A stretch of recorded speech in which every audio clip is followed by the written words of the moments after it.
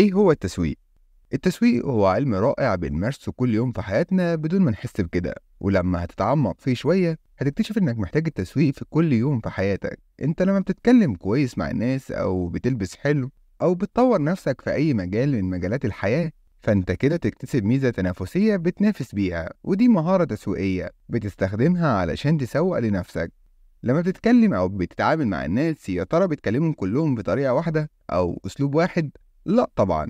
أنت بتعمل تقسيم للمجتمع بتاعك: أهلك، قرايبك، أصحابك، زمايلك في الجامعة، صحابك في النادي. وبعد التقسيم اللي بتعمله ده بتستهدف كل شريحة حسب صفاتها وسلوكها، وأنت بتكون عاوز تظهر بصورة مختلفة لكل شريحة من دول. فمثلا تظهر في صورة المطيع في البيت، والرياضي لأصحابك في النادي، والاجتماعي مع زمايلك في الكلية، والمجتهد في دراسته لأستاذه في الجامعة، وهكذا. وكلها مهارات بتتعلمها في التسويق في الاستراتيجية التسويقية.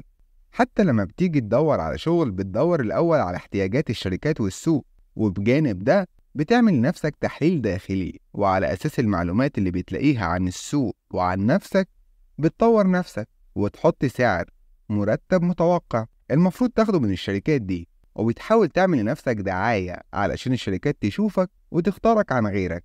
وبالتالي التسويق هو العلم اللي ما ينفعش تندم انك اتعلمته في يوم من الايام، لانك لما بتتعلم التسويق بتتعلم معاه مهارات النجاح، مهارات التخطيط، مهارات التواصل، مهارات التفاوض، مهارات العرض والتقديم والاقناع، مهارات التفكير وحل المشاكل، وكل المهارات اللي بتساعدك علشان تقدر تسوق لأي حاجة بتقدمها.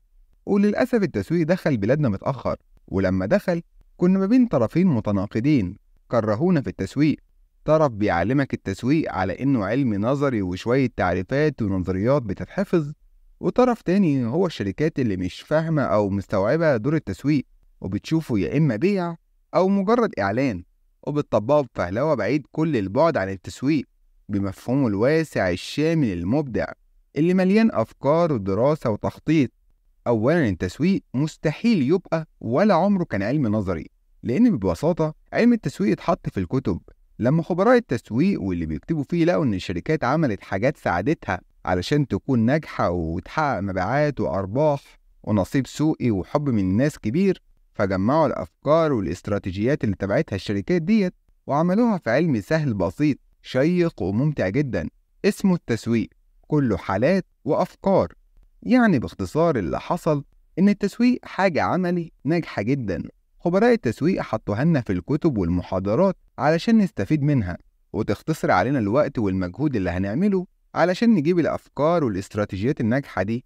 مش العكس زي ما كتير متخيل، إن في ناس قعدوا يألفوا كتب ويخترعوا نظريات ومصطلحات نظرية مملة.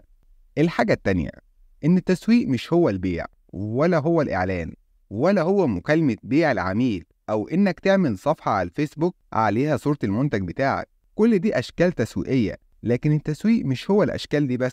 التسويق عملية أكبر بكتير جدا. التسويق هو عملية النجاح الشاملة اللي بتبدأ من أول وجود الشركة وهي بتدرس السوق وبتعرف احتياجات العميل، وبيشمل بعد كده وضع استراتيجية تسويقية عبقرية تضمن ليك تحقيق كل الأهداف التسويقية اللي بتحلم بيها، وبعد كده برامج تسويقية مبدعة جدا بتشمل تطوير المنتجات والخدمات وتسعيرها وتوزيعها والدعاية والترويج ليها، وبتنتهي بإن الشركة تحافظ على العلاقات المربحة القوية مع العميل مدى الحياة. طيب التسويق فن ولا علم؟ بمعنى أصح، هل في إنسان مولود بطبيعته بيعرف يمارس التسويق لمنتجاته وخدماته ببراعة، ولا إنسان بيتعلم أصول التسويق علشان يعرف يسوق؟ خلينا نفترض قصة لكنها واقعية بتحصل كل يوم حوالين العالم، وهي إن كان في راجل جاهل ما دخلش مدارس ولا درس إدارة أعمال ولا التسويق في الكتب والجامعات، وهو ماشي في منطقة سكنية لاحظ إن أهلها بيروحوا المخبز بعيد لشراء احتياجاتهم من العيش، فبدأ بالتفكير في الموضوع ده وملاحظته كويس. ودي اللي معروف في التسويق باسم الملاحظة، وهي طريقة من طرق البحث التسويقي. والبحث التسويقي هو أول خطوة في التسويق.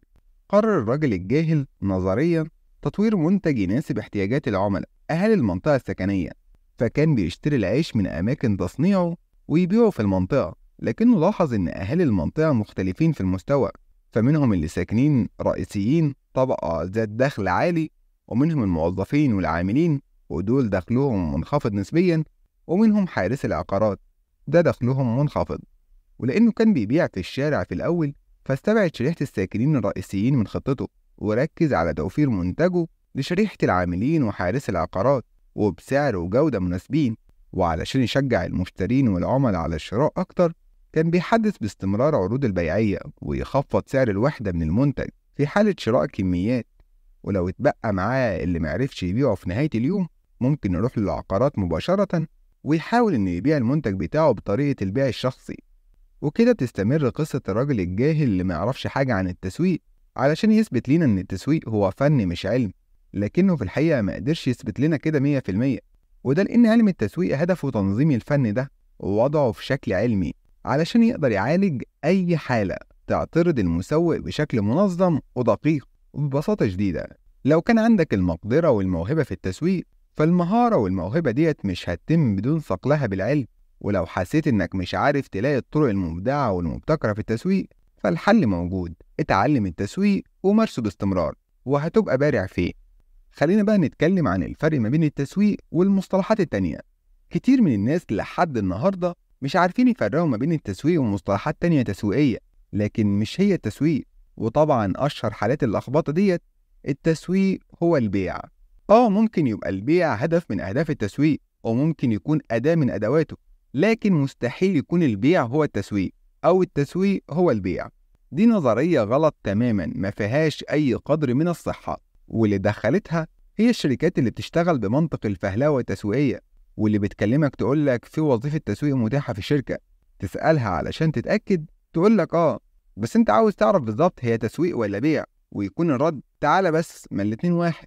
أول لما تقول لحد إنك بتشتغل في التسويق، فيتخيل منظرك وانت نازل مبهدل من الأتوبيس شايل على ظهرك شوية حاجات هتلف بيها على الشركات والبيوت.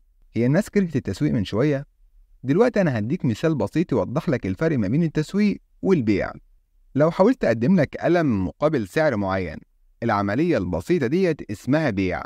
ولو قدمت لك القلم وسألتك عن رأيك في القلم والاحتياجات اللي انت عاوزها في القلم، فقلت لك عاوز قلم لونه كذا وشكله كذا وإضافات كذا لتحسين جودة القلم بالنسبة ليك ولشغلك، أخدت الدراسة والمعلومات اللي انت اديتها لي، فطورت قلم طبقا للاحتياجات دي، وعملت تسعير يناسبك ويحقق لي في نفس الوقت الأرباح، ووزعت القلم في أماكن توزيع مناسبة ليك، وبدأت أعمل دعاية للقلم. وبعد ما اشتريت مني القلم، بدأت أحافظ على العلاقة المربحة معاك علشان تكون عميلي مدى الحياة.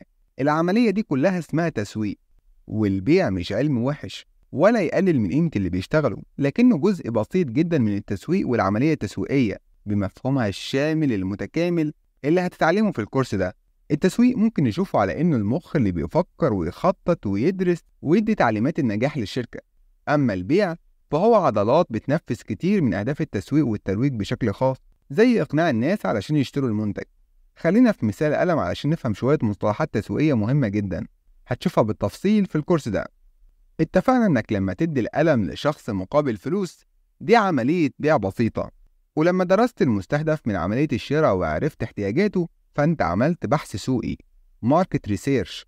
وفي البحث ده ممكن تكون ما قدرتش تجمع كل المعلومات اللي انت محتاجها، فنزلت بنفسك تسأل الراجل اللي أخد منك القلم عن احتياجاته وتفضيلاته في القلم.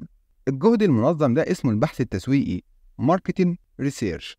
لو عاوز تعمل ترويج أو دعاية لمنتج بروموشن، هتدفع فلوس مقابل إنك تاخد مساحة في جورنال أو برنامج في التلفزيون تتكلم فيها على المنتج بتاعك ومزاياه، ده اسمه الإعلان، الأدفرتايزن.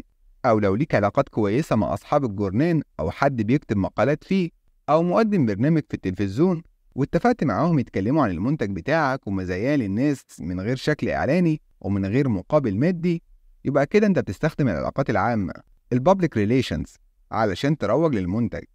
ولو عملت شوية عروض وتخفيضات أو سحوبات على جوائز أو اديت هدايا مع المنتج، يبقى أنت كده بتستخدم أداة عروض البيع، السيلز بروموشنز، وده علشان تشجع الناس تشتري، وهي برضو أداة من أدوات الترويج والدعاية.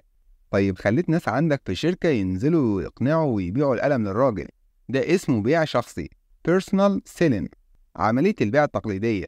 والبيع الشخصي ده أداة من أدوات الترويج والدعاية، والدعاية هي جزء من البرامج التسويقية، والبرامج التسويقية هي جزء من العملية التسويقية. عرفت بقى إن البيع جزء بسيط جدا من التسويق. ولو أنت بتنزل القلم في المكتبات ومنافذ التوزيع المناسبة للراجل ده، علشان يقدر يلاقي القلم بسهولة ويشتريه، يبقى أنت بتعمل توزيع placement. لكن لو قررت إنك هتبيع القلم ده بشكل مباشر من المصنع للناس على طول، يبقى أنت كده بتستخدم التسويق المباشر الدايركت ماركتنج. ولو عملت ويب سايت تبيع من خلاله القلم، يبقى أنت كده بتستخدم التسويق الإلكتروني الإي ماركتنج. واضح إنك في الحالة ديت بتبيع القلم بشكل مباشر للناس بدون وسيط. بكده يبقى التسويق الإلكتروني ده جزء من التسويق المباشر. دي شوية مصطلحات الناس البعيدة عن التسويق بتتلخبط فيها، وفي الكورس ده بحاول أوصل لك أغلب مصطلحات وأدوات التسويق بشكل بسيط ومنظم، علشان اللخبطة دي تروح وتبدأ تبني علمك التسويق على أساس صح ومنظم. لحد هنا نكون انتهينا من الفيديو ده. الفيديو اللي جاي هنتكلم فيه عن العملية التسويقية، وهنشرحها بشكل بسيط جدا وسهل. ولحد ما نشوفك الفيديو اللي جاي، ما تنساش تعمل لايك للفيديو وتشترك في القناة وتفعل جرس التنبيهات علشان يوصلك كل جديد أول بأول.